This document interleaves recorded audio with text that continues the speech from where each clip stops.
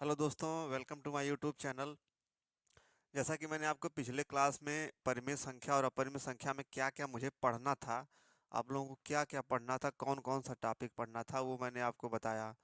और उसी टॉपिक में मैंने परिमेय संख्या में क्या-क्या पढ़ना है, वो मैंने यहाँ पे आज परिमेय संख्या का उसी टॉपिक में मैंने आज स्टार्ट किया। जैसे मैंने लिखा था परिमेय संख्या की परिभाषा। परिमेय संख्या की परिभाषा क्या है, परिमेय संख्या के प्रकार क्या है, फिर परिमेय संख्या का आदर्श रूप क्या है। तो ये 3 टॉपिक मैं आज आपको पढ़ाऊँगा। तो सबसे पहले हम स्टार्ट करते हैं, परिमेय संख्या किसे कहते हैं, परिमेय संख्या की परिभाषा क्या है। जैसा कि मैंने बोर्ड पे लिखा है, परिमेय संख्या की परिभाषा definition definition of rational number, वह संख्या जिसे p बाई क्यू के रूप में लिखा जा सके तथा q does not equal to zero and p और q पूर्णांक हो। यानी कि ऐसी संख्या जो p बाई क्यू के माने भिन्न के रूप में लिखा जा सके, लेकिन q does not equal to zero.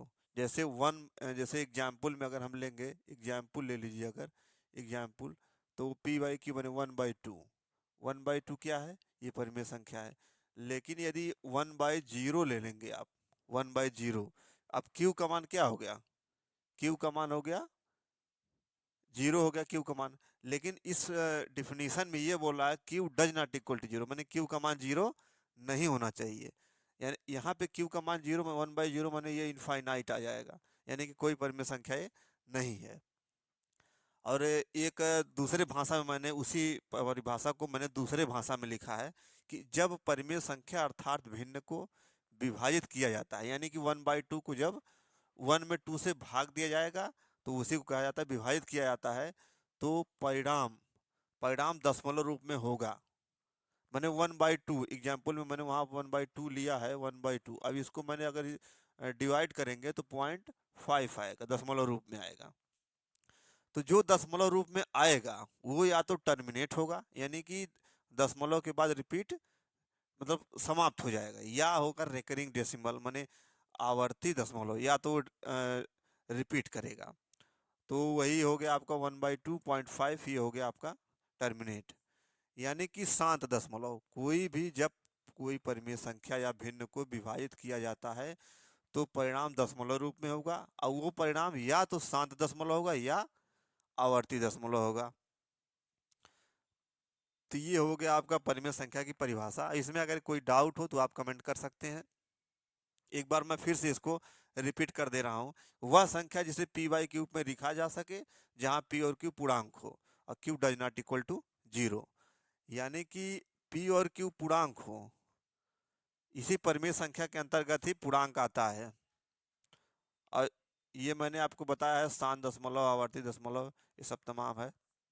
अब आ गया परिमेय संख्याओं के प्रकार, टाइप्स ऑफ रेशनल नंबर। दो प्रकार की परिमेय संख्याएं हैं, मैंने उनका भी विवेचन कर दिया है। जैसे धनात्मक परिमेय संख्याएं और ऋणात्मक परिमेय संख्या। धनात्मक परिमेय संख्या का मतलब अंश और हर दोनों हो, या तो दोनों माइनस में हो या दोनों प्लस में हो।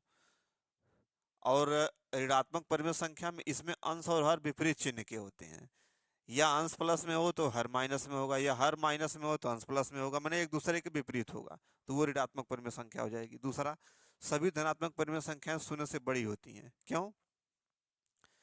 क्योंकि उसका चिन्ह, जैसे एग्जाम्पल में मैंने लिया 2/3, अब 2/3 का मान आप निकालेंगे तो जीरो से बड़ा ही आएगा, क्योंकि ये माइनस में नहीं है। इसी तरह 4/5 का निकालेंगे, ये भी जीरो से बड़ा आएगा। -6/-7 का माइनस माइनस कट जाएगा तो ये भी आपका जीरो से ज़्यादा आएगा। लेकिन यही इसका विपरीत देखिए कि ऋणात्मक परिमेय संख्याएं शून्य से छोटी होती हैं। क्यों? क्योंकि एक उसका चाहे हर चाहे अंश माइनस में होगा, जब माइनस में होगा तो संख्या माइनस में आएगी। अब माइनस में कोई भी संख्या आती है तो वो जीरो से छोटी ही होती है, इसलिए लिखा है कि सभी ऋणात्मक परिमेय संख्याएं शून्य से छोटी होती हैं। ये है पहचानने का तरीका। परिमेय